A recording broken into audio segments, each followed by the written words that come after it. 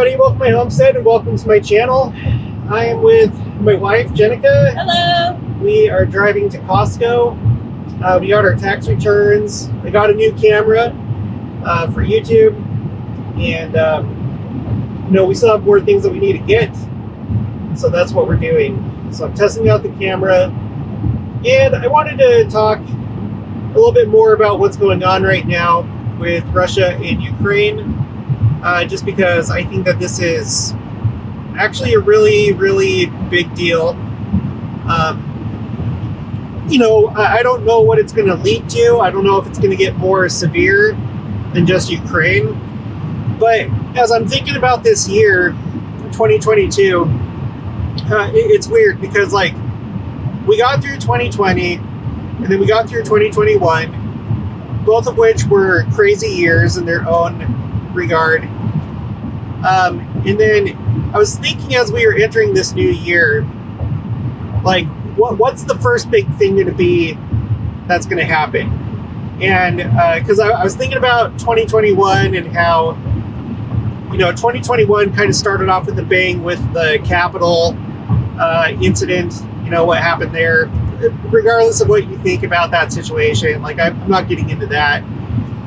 But I was like, okay, so what's the thing going to be this year?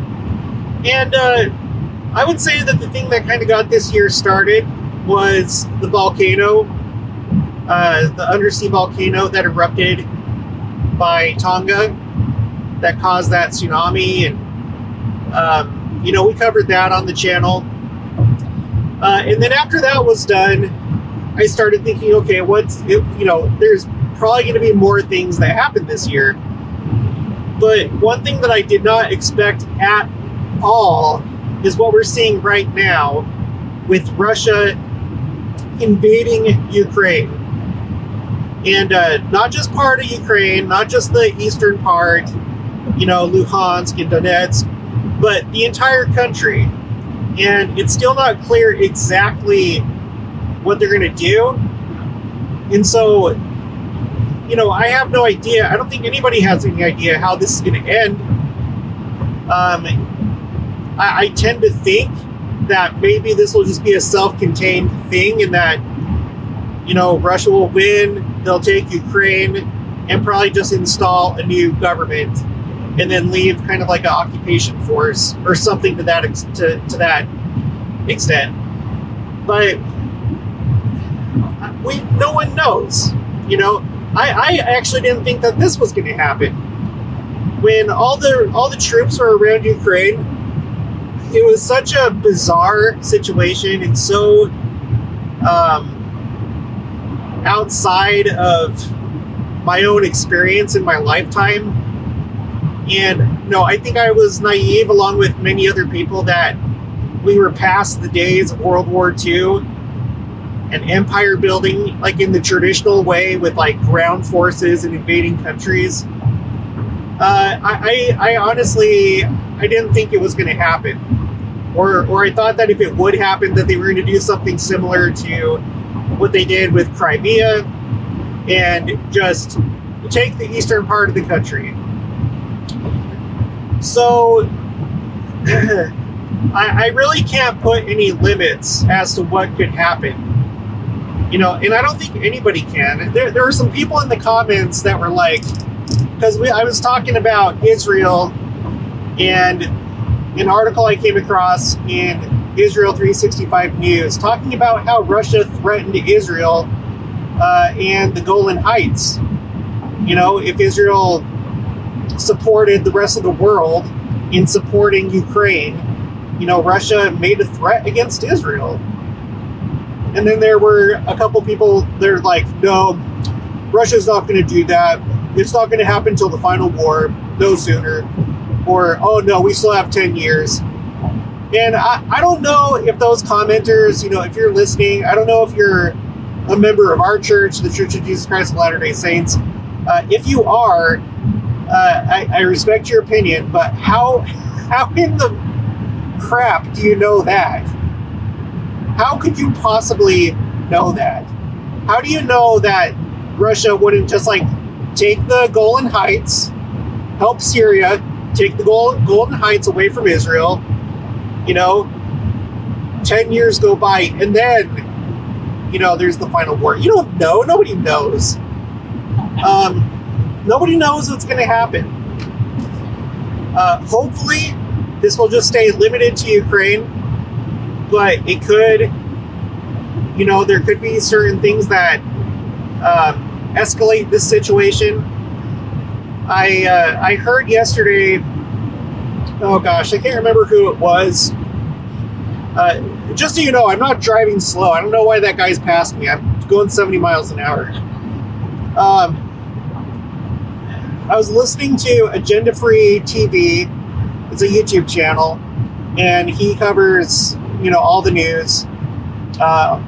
He has a Twitter all set up with all the people that he listens to, and he also goes to different news websites, and he does a really good job covering the news. And I think that he was quoting a tweet from, I want to say it was Marco Rubio, but it may have been Ted Cruz, talking about the state of Putin's, I don't know if it was his health or his mental health, but he made kind of a cryptic comment saying, I wish I could tell you more, but there's reason to believe that Putin wouldn't have done this 5 years ago, but something's changed. And I can't remember the exact wording, but I think it had to do essentially with his health. And that's a scary situation, because if Putin has nothing to lose, and most people that are dictators, they don't have a heart. They're not like you and me. Okay, they don't care. They don't have care, love, compassion for other people. Life is a game to them. It's a competition. And so, if the writing is on the wall, say that he has cancer or some kind of terminal disease, I don't know, and say that he has just a couple years left or something like that, what's to stop him from just going downright crazy and going literally ballistic with ballistic missiles on the world? I don't know. Maybe there'd be people within his own government that would be able to put on the brakes to this whole thing once it got past a certain point. But I feel like we can't just ignore what's happening and say that everything's going to be okay, just because we do not know. We cannot see into the future unless you are a prophet and you've received revelation from God, or unless you have a time machine. There's not a way to know what's going to happen. Or I guess if you have a quantum computer that can look into other multiverses and predict this. Just okay. So,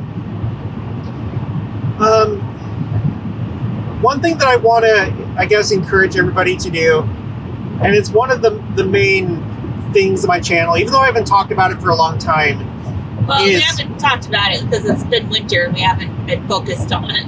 Yeah, oh look, that guy that passed me, he got pulled over. He got pulled over. Oh, sucker. Oh, how satisfying. I'm so glad I have that on camera. Oh my gosh, that never happens. Okay, all right. So homesteading, and I'm not necessarily talking about you buying land and doing what we're doing, but we cannot, none of us, it doesn't matter where you live, I don't think that we can afford to not produce some of our own food. Oh, yeah. What and prepare. Yeah. Well, everyone's preparing. But produce our own food. So many, well, forever ago, there's general authorities and prophets who talked about growing your own garden And I would suggest expanding your garden if you already have one, learning to grow a garden, and start now. It's not as hard as you think. My first year was unsuccessful, but I believe I learned as much as I could that first year, and I think we're going to have a more successful year this year. So start as soon as you can, and that way you can work out all the kinks before anything gets real bad and you don't have food. Yeah. One of the first things that we did once we had the money was we got our fruit trees, because like that's something that you have to like have already done or planted, you know. Yeah, it takes like 3 to 4 years for them to start producing fruit. Yeah. Like if you're starting like kind of like from scratch. Right.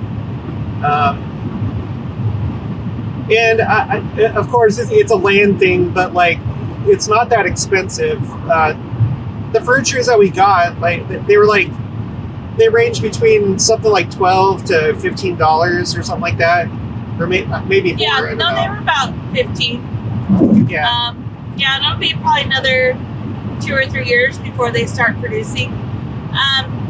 And just as Jared said, he's not saying to go out and move and buy a bunch of land, but even on the land you're on, or even if you're in an apartment, there's so many YouTube videos that show you how you could do a garden, or in your area if you're allowed to have chickens, how to make a doable chicken coop in your house, in your backyard, and there's just so many things you can do to help the process of doing your own food, and learning how to can it and preserve it in different ways. There's many YouTube channels that'll show you how to can. I can link you to some if you want. I can even teach in a video if you want, if you'd like, and I can share some of my recipes and have stuff stored away. Yeah. Chicken is really, it's really easy. Chickens are easy, I think. We have last time we counted, I think we about 21. Okay, yeah. So we have 21 chickens, 2 roosters, all the rest of them are hens. And you get eggs, obviously, from them. You get eggs. And then you can process them, or in other words, butcher them for meat. You have to kind of like make sure you're getting the right type of chicken, though, because not all chickens are necessarily meat chickens. I mean, they are, strictly speaking, but if you're going to get like a meaningful amount of meat from a chicken, you want to get a chicken that's like designated as a meat bird, or like a dual purpose where they're good for both meat and eggs. Yeah, and you can order chicks online. They'll ship to you in a day, or you can go to a local farm store like Tractor Supply, Atwoods. It just depends on where you are, but here in Kansas, like the ones that we have, Tractor Supply, Atwoods, Orscheln's, and those are about it. Yeah, that's it. Yeah. They have, not in the winter, but during the rest of the year, they have chicks out, and they're not very expensive. They're between $3 and $4 a chick, and feeding them is really simple. And then if you're going to butcher them, then you have your meat that you didn't pay very much for. Yeah, and it's not that it's not that hard, honestly, to butcher them. Well, it kind of is a little bit, but there's basically like 2 ways that you can do it. Either you can gut them, you know, if you want to like have a whole bird. Yeah. To cook. Or you can just skin them and then just take, you know, the wings, the legs, and the breast, and just have those different pieces of the bird, essentially. Yeah, which was nice. We did one bird where we defeathered it and gutted it and had a whole bird, and then we did it again with skinning it. And with skinning it, you don't have to take the feathers off. You just skin it with the feathers on and cut the meat right off the bone and separate it that way, put your thighs together, and then you can can those. And the meat is really tender once you can them, and it's better than the canned grocery store meat. So unless we get to like a really, really bad situation where like every single piece of food counts, we're probably never going to gut our chickens again, because like we don't eat the heart or the liver or anything like that. But if it was like desperate situations, yeah, I guess we would, and we know how to do that. But it's not really that complicated. You can eat that, and we'll eat the good stuff. Yeah. So, you know, just think about it. We've talked about on the channel the necessity to be prepared, and you don't have to be extreme.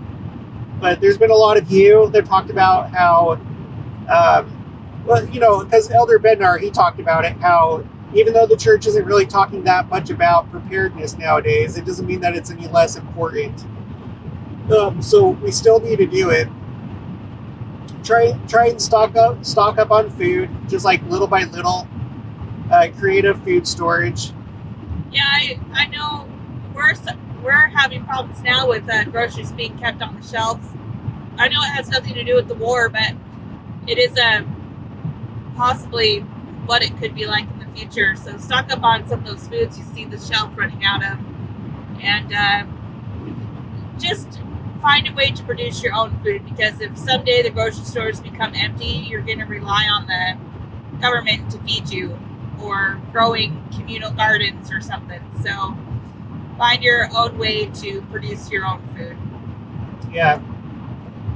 And honestly, no, I would encourage you to buy land if you can. Yeah.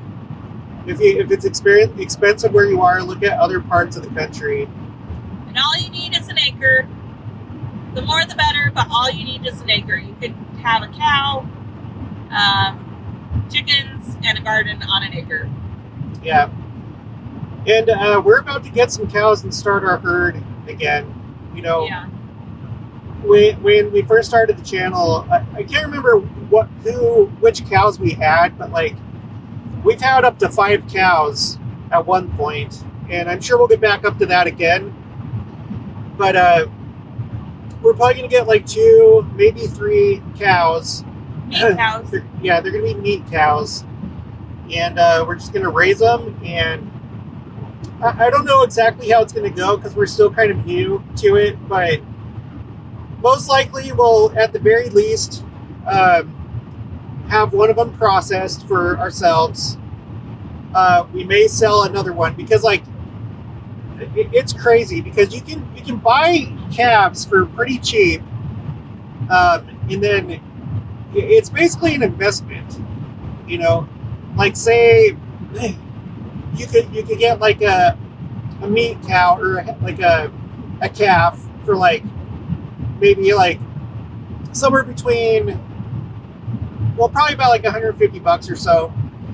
And then you raise it, and then you could end up selling, just depending on what breed and stuff like that, you could potentially sell it for up to $1,000 or more dollars. So it's a good investment. And we've already done that. We did it with dairy cows. We had some Holsteins. Yeah, we got them for $50 each. Yeah, $50 each. And then how much did we sell them for? We sold them for $500 each. Yeah. So it's kind of like a good way to make a little bit of extra money, but it's also obviously security as far as like your food supply. You know, having an actual like homestead where you're raising your own food is obviously better than just having food storage, because you have the capability to continually produce more food. And you'll be happier. I can't imagine what kind of food you'd have to live on if you weren't producing your own food. But imagine having a dairy cow and being able, in a time of need, being able to drink milk and use butter on your bread and make cheese. That's going to be hard to come by. Yeah. So, it's all but certain that there's going to be at least some kind of economic impact from what's going on with Russia and Ukraine. I don't know how severe.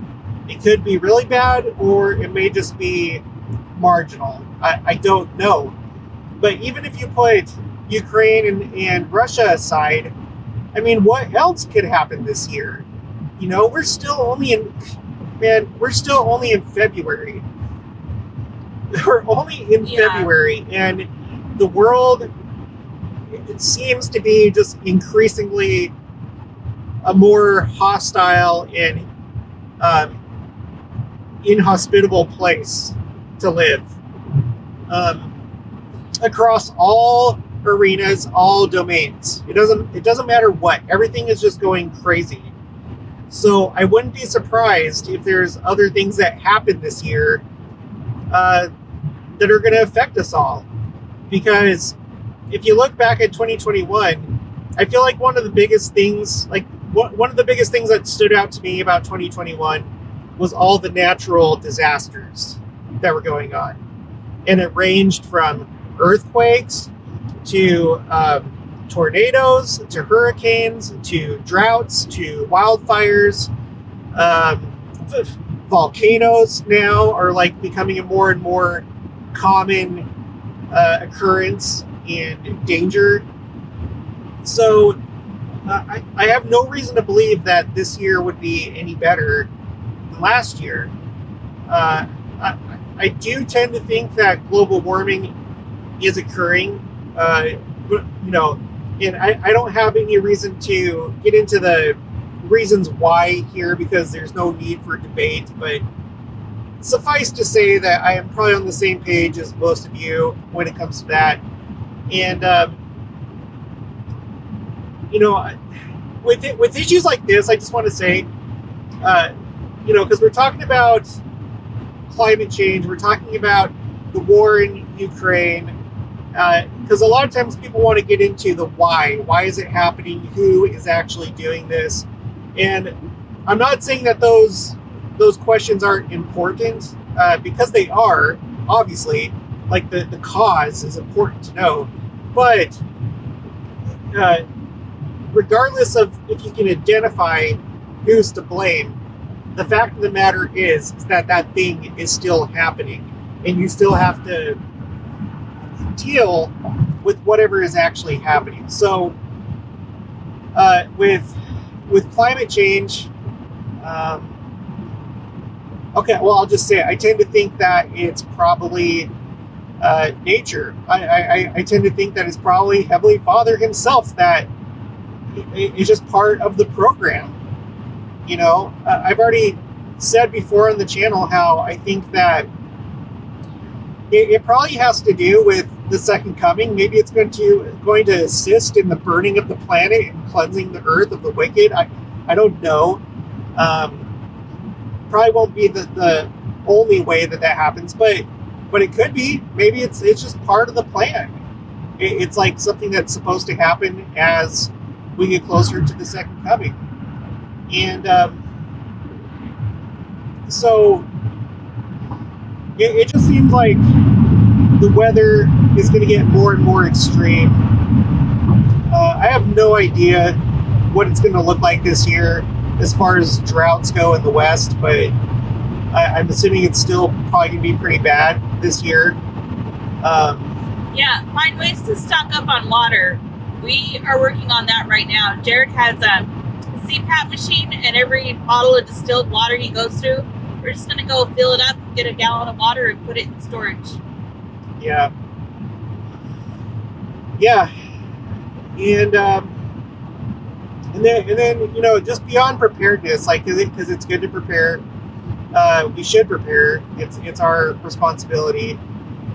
In some cases, you can prepare as much as you want, and it makes no difference. In some cases, it does make a difference, but we should do it regardless. But the biggest thing, obviously, is just to leave it all in the Lord's hands. But, you know, even, you know, before that, I would say just make sure that you're living the way that you need to be living. because even though, you know, the righteous will quote unquote hardly escape, you know, they will. There are going to be people that die. There's been people that have been dying ever since this dispensation started. People have died in wars. People have died in natural disasters and diseases. But the majority of the righteous are going to make it through, and it's going to be a good day for us, even though it's going to be dreadful. And, you know, no one wants to see suffering. No one wants to see punishment. But it is going to happen, and we have the assurance that it's going to be okay. As long as you're living righteously, stay on the covenant path, do what you know you need to do. You know, pay tithing. That's important. Go to the temple. The temple is going to give you strength and protection. And that's one of the big things that we're focusing on right now as a church. It's always been important, but I feel like there's been more emphasis placed on it within the last several years. There has. Yeah, ever since President Nelson became president of the church. You know, we've talked about. It's interesting. This is kind of going off on a tangent now, but with Brad Wilcox's fireside talk. You know, he was talking about how the church is like trying to figure out how to be ready to receive just huge amounts of people once the second coming happens and once people want to join the church. I do believe that that's why President Nelson has announced so many temples. I think that maybe under normal circumstances, maybe they would have waited a little bit on some of these temples. But I think that they're looking for just put them out there as soon as the minimum requirements are met for a temple, do it. I think that's kind of how they're thinking right now in terms of temples. As in, like, we can't afford to wait. If it seems like a temple will work in an area, we need to do it, and we need to do it now. And I think that's in preparation for the second coming, but it's also in preparation for the millennium, for, you know, just a mass influx of people into the church that need to have their ordinances done, and then afterwards can start participating in proxy work for the dead. So yeah. Yeah, I think that. Do you have any other thoughts? No, if anyone is interested, I just want to ask if you want to hear my fails of the garden and what I'm doing this year to get ready for this year's garden. In case you want to garden along with me and we can figure stuff out together, just a little video. Just let me know. Let Jared know, and if there's enough interest, then I'll make a video on that. Well, just I don't know. Just talk about it now. Right now? Yeah, just talk about, you know, because I since the last time that we've like really talked about homesteading, I've gotten a whole lot more subscribers. So many of you are probably not really familiar with the homesteading side of the channel, but you should tell them, just kind of tell them like what happened and what we're going to do different this year. Okay. Well, we picked a good area, which was already okay. A lot of people say soil test your garden. We did that, but I didn't understand anything, so I just threw it away, and all I did was put cow manure compost all over the garden and tilled it in. The first year we tilled the garden, or last year was our first year doing it. We tilled it. We tilled the area, and we got the manure tilled in, and then we planted. I did the rows. You know how people make the above ground rows? We did that for the tomatoes, and I ended up not liking it because when I would water, it would just go down the hill and it wouldn't water my tomatoes. So All my other rows, I just did it. I did them all flat. I did all flat rows, and that worked better. So for us, it did at least. And I didn't water enough last year. I was really lazy, to be honest, and I had to hand water everything, and it was just getting too much. It would take too long. Mosquitoes were biting me, and I hated hand watering, so I didn't water often. And my tomatoes weren't growing. The watermelon turned out disgusting. So that was one of the big things. And one thing we learned, this is if you're a new gardener or someone who doesn't want to do a lot of work, look up the Ruth Stout method of gardening. She was a gardener for most of her life, and she learned the best and easiest way for her, which was just put down hay and more hay and more hay, or you can use straw and cover. It's best to start in the fall, but you can do it in the spring, early spring, before you plant your garden. Maybe try a month before, or you can do it in the winter, whatever works for you. Just cover it with about 8 to 10 inches of hay, and it'll kill your grass, and over time, as it rains, it'll mulch and get the nutrients into your garden. So what I'm going to do this year is Jared and I hopefully next week are going to get the hay covered in our garden area. And then when it comes time to planting, we're not going to do anything to the soil. We're just going to leave it as it is. We're going to put hay over it.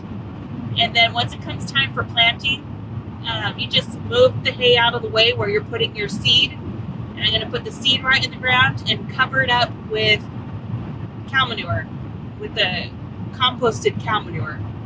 And that is all I'm doing for the garden. And then if you have more weeds growing, you can either pull them out, or if they're you can even just get more hay and smother that weed before it gets too big, and it'll just die off because it's not getting any sun. But you have to make sure you cover it good. You can't get any sun.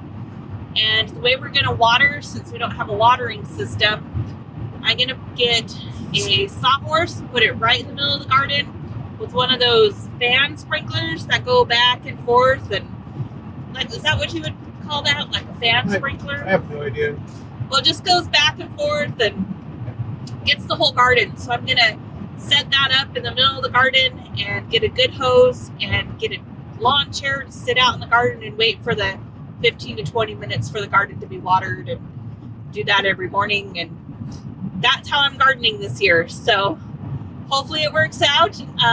That's what I found is probably going to work best for me this year after the mistakes I made last year. So,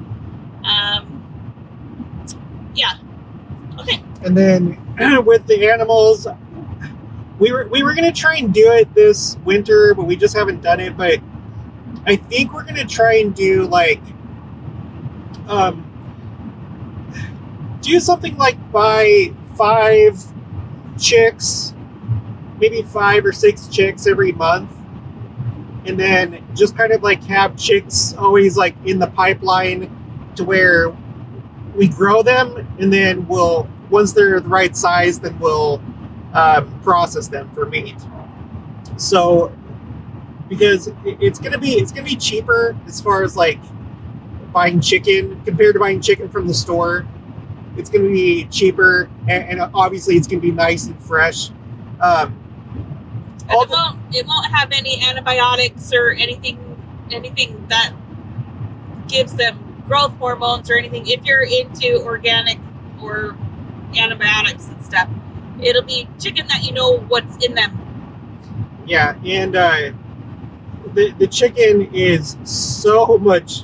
Yeah. I don't know. I can't. It's kind of crazy how much better tasting it is. It's a lot juicier, a lot more flavor. So we're gonna try and do that process, maybe 5 a month or something like that. I think is what we talked about. Yeah. And then we're gonna get our calves, let them grow up, hopefully within the next year or two, I'll be able to get a truck and get a trailer, and then we can get one of them butchered. And a freezer. Yeah, we got to get a freezer too. So we'll be doing that. I think the end goal is at some point, I think we do want to move to another place and get like a larger property and get a different setup to where, well, probably once I'm making some more money, I'd like to have all the different types of birds again, like ducks and turkeys and stuff like that, just simply because it's fun, but also I really do want to process a turkey. That was the plan last year, but then we just ended up selling them. And I'd like a bigger room for more of an orchard rather than just a small group of trees. Yeah. So we're on about 2 acres, which is plenty of room. Yeah, it's plenty. It's plenty of room. You can have cows. Although, like if they're full grown, you probably have to supplement their diet with like additional hay instead of just like depending solely on the pasture. So, but so far it hasn't been an issue for us at all. It's like we've had several adult, cows, and then our calves, and just like a mixture of different things, and it's never been an issue so far. Yeah. And if we get a new property sometime, we'll probably get some pigs too. We could probably do them on this property, but we don't want to get set up for it quite yet. We're not ready for pigs. Yeah. So I think we're gonna have a lot. This year is gonna be a lot more successful.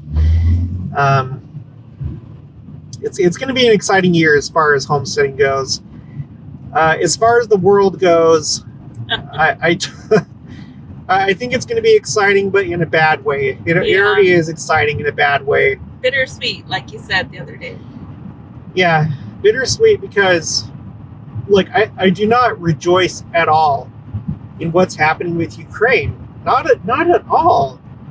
But it does. It's another sign of the times, so that hopefully sooner than later we can just be done with this horrible process that we're going through right now. And I know it's part of the plan. I know that it's what we came here to do, is to go through these trials and stuff like that. That's part of mortality. But I know that the fact that you're listening to this channel, you are also just anxious for all this to be over with and to get to just really nice, peaceful, righteous living. Yes. A world where people are not competing with each other all the time for power, control, fame, attention, whatever. Where you can trust everyone to be a true friend. Yeah. Gosh, I just, this is really, I cannot stress enough how this is going to change the world going forward with what Russia is doing right now. Right. I think everyone believed that we were moving forward toward, eventually a utopian society. And, and there's like politics to that, obviously. But I think that everyone kind of thought that, no, we've reached a point where, we're beyond this kind of behavior. Because doing this has always been, ever since World War II, has been viewed as really brutal, and that's for the time of World War II or before. But we were all wrong. Anyone that thought that, we were all wrong. And I know governments have always had contingency plans, and they've always talked about, what if this happens, what if that happens. So everyone's always planned for things like this to happen, but I don't think anyone ever believed that stuff like this was going to happen. And now it has. Now it has.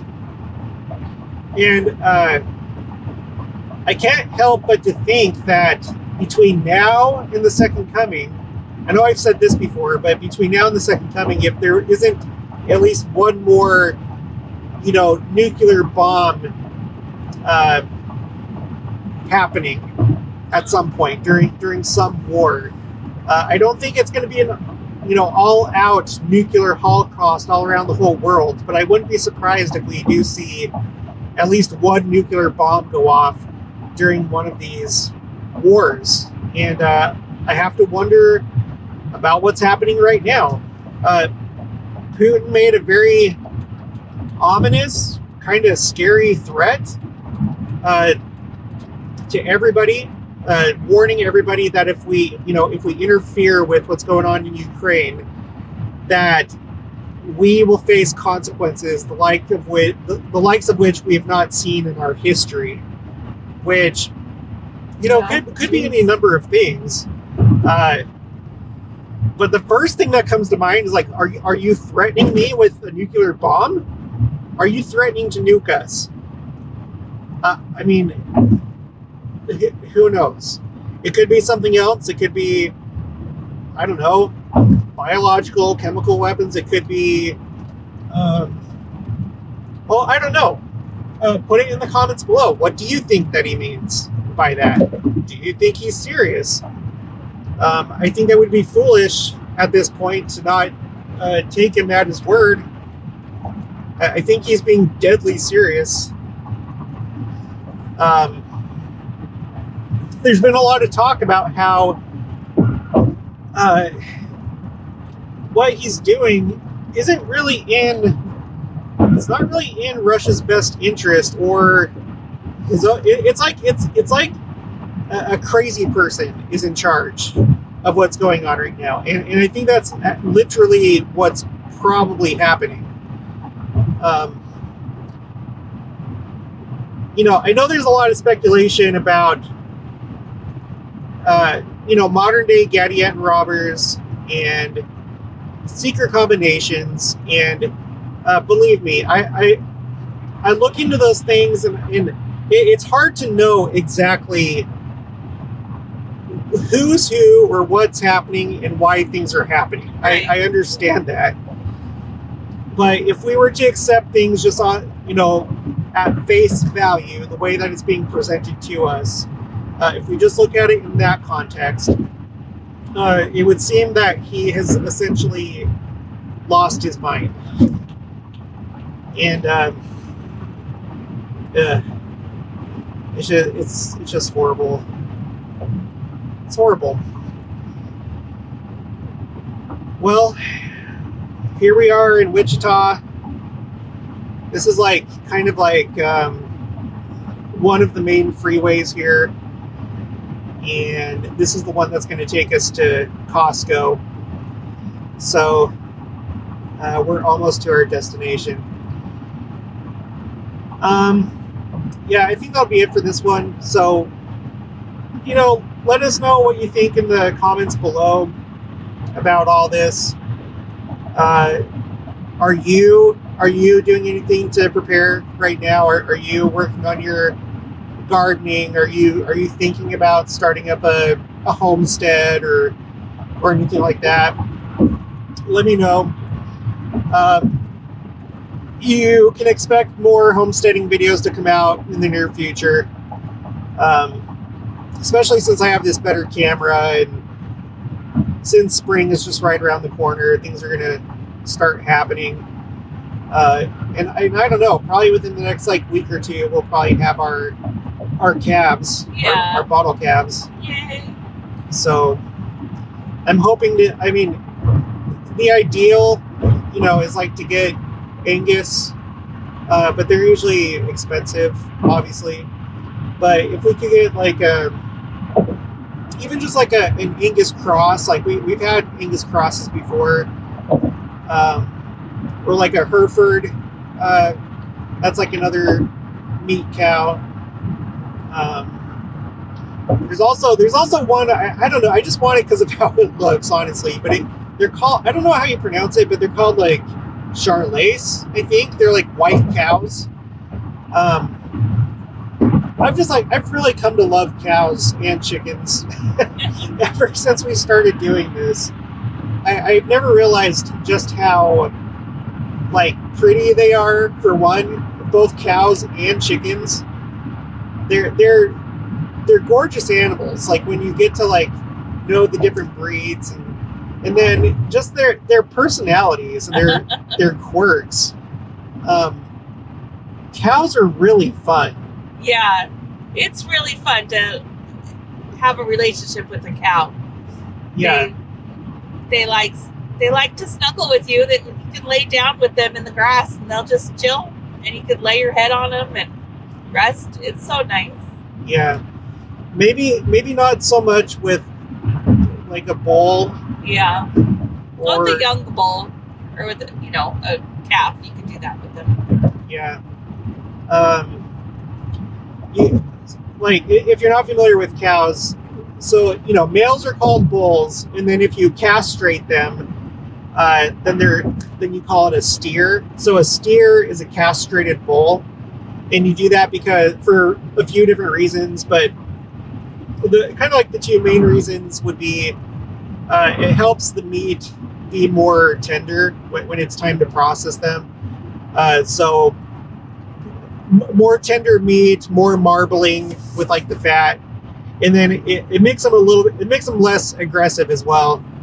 And then if you're like doing selective breeding, if you have like a herd and you're actually breeding cows, then obviously there's some that you would castrate for breeding purposes.